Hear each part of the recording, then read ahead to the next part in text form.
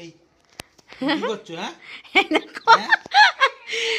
বন্ধুরা দেখো, আমাদের আমাদের সরস্বতী পুজোর সময় দাঁড় ঘটে ডাব দেওয়া হয়েছিল, সেই ডাব কে নিচ্ছে, তুলে নিয়ে এসছে ঘর থেকে, নিয়ে এসে খাচ্ছে কেটে। এই হচ্ছে আমার বড়মশাই, ঘরের ডাব কে নিচ্ছে দেখো, কত খাও কুটে।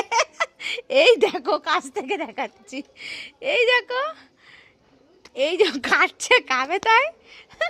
তুমি খাবে সত্যি করে? হ্যাঁ ওই দেখো খাচ্ছে, এই দেখো খাচ্ছে, হেভি মিষ্টি, হেভি মিষ্টি, টেস্টি, হেভি টেস্টি। তুমি খাবে চুপচাপ, একদম ছেলেকে দেবে না বলে রাখলাম। হেভি খেতে, খেয়ে দেখবে, খেয়ে দেখবে। না না না, তাহলে দেখলে কিভাবে ঘটের ডাবও খেয়ে নিচ্ছে। তোমরা কেউ কোনোদিনও ঠাকুরের ঘটের ডাব খেয়ে নিয়েছো?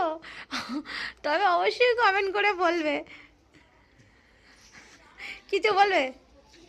তোমাদের কারো নারকেল গাছ থাকলে বলো, উপরে উঠে গিয়ে ডাব পেরে এনে দেবো। চলো সবাইকে টাটা।